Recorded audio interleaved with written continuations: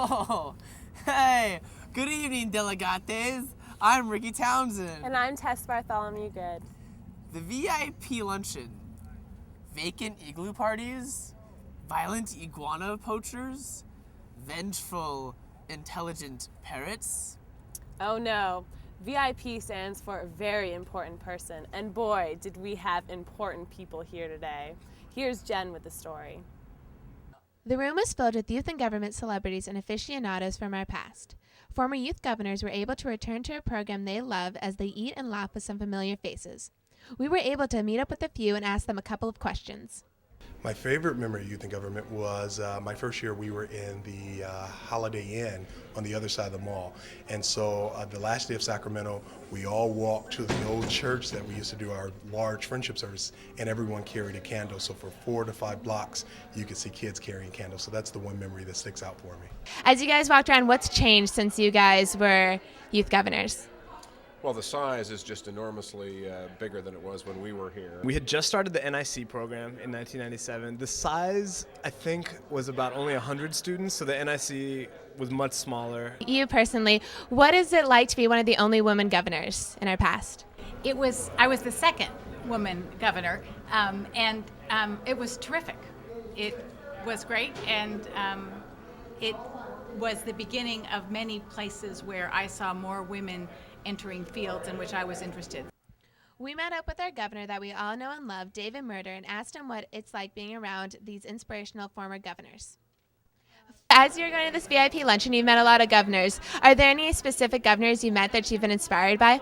Well, I actually remember Paul Gardner from my forum year, and I remember him being an amazing governor.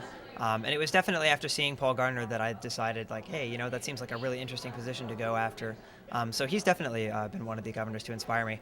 I haven't had the fortune of seeing the other governors in action because they've all been before my time. But it'll be neat talking to them today and you know, hearing them speak about their experiences. Very nice. Do you think that you'll come back in future years and come back and see the program and how it's doing? Oh, absolutely. I'm having a hard enough time thinking that I'm not going to be here in 3 days. I'm definitely coming back in future years. I really want to help out with the program. So do you have any words of wisdom for the 3 men running for youth governor right now?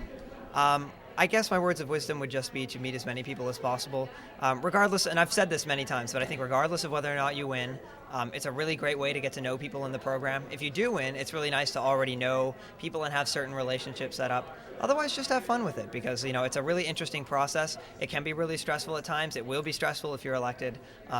But sometimes it's just good to take a step back and know that, you know, you're in a really fun position and, you know, you're really fortunate. I feel really fortunate to be in that position. I imagine they would too. Finally, we asked the governors if they had any words of wisdom for our 3 delegates running now. Words of wisdom, well, just enjoy it.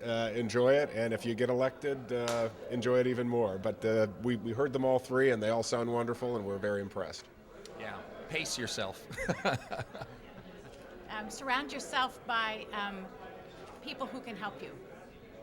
Speak slowly and succinctly so people can understand you, especially the more mature ones. Days in college.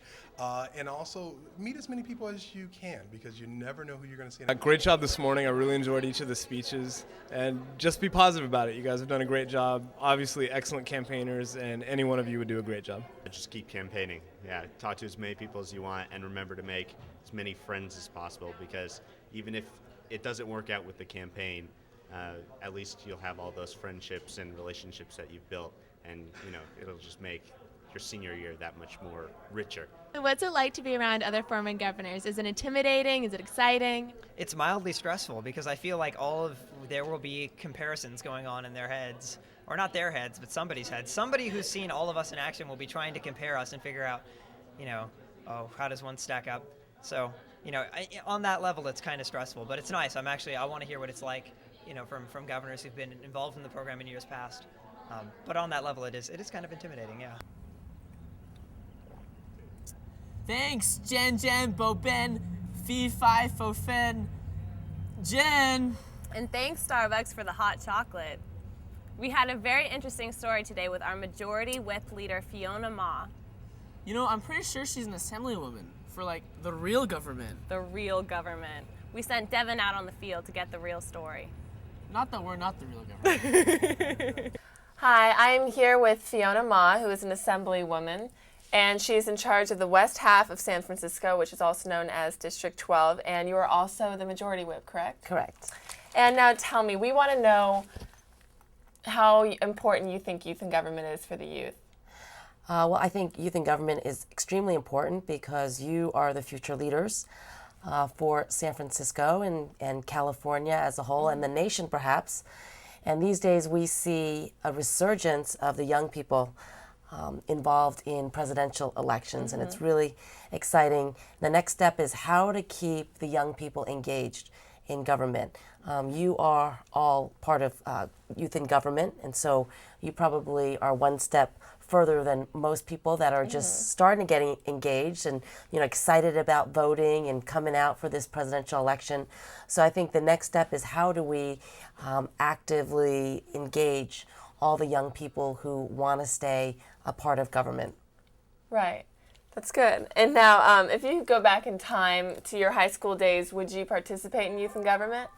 I certainly would. I mean, growing up, my parents were immigrants here, and they really wanted us to just focus on school, so I didn't participate in government at all. And it's kind of ironic now that I'm actually sitting here in government, not having any sort of involvement growing up. But I think it is so important. We need to engage the young people more. And I do a lot actually in the youth community to talk about, what I do, how satisfying this job is, to encourage more young people to actually go into public service because it really can make a difference. And it's a way to directly influence the laws that we have, to level the playing field, to help those who don't have as much and are not as fortunate as others. And so I think this is one of the most honorable professions, and I do go around and talk to young people like yourself and hopefully encourage you to stay in government and run for office someday. All right. Now, if you could describe government in one word, what would it be for you? Justice. Justice. I think coming from China, where it was a communist country, we didn't have a lot of say in who our elected officials are or what the laws are that we want to pass. We didn't have a court system, for example, where people were tried fairly by a jury of your peers. These are the things that makes this country great, and I think we need to promote it. And I remind people all the time about the importance of voting, that we actually have the ability to vote in this country, and people should not take that for granted. Well, thank you for speaking with us today. This is Devin Longfellow with Eyewitness News reporting to you. Thanks, Dev, for that great interview. Badges? Badges? We don't need no stinking badges! The Treasure of Sierra Madre, 1948, Paramount Pictures, with Humphrey Bogart. Great movie, great character development, and a great plot line. But do we really need badges here at SAC? Here's Marissa to find out. Returning delegates from years past may have noticed the return to these cute little metal badges from the flimsy paper name slips we had last year. The badges have received mixed reviews from advisors and delegates alike.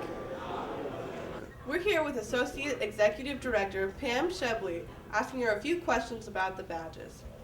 So, why the change back from the paper slips to the metal badge? A lot of the people were unhappy that we lost the metal badges because they think it's very intrinsic to our program. And since it was our 60th year, we decided that we would do one more year. And this year we will not collect badges. Everybody will take their badges home, and that they can keep the badges. But we will be going to a new badge system in the future because these are not as visible in terms of reading people's names and stuff, and information. Will we be returning to a paper badge next year? We don't know. We're going to explore. We'd like to go to some kind of a plastic badge with people's pictures on it, but that costs a lot of money, and we have to figure out if we can afford that or get a sponsor. Thank you for your time. I don't like them very much because they tend to put holes in your clothes, and I like my clothes without holes in them.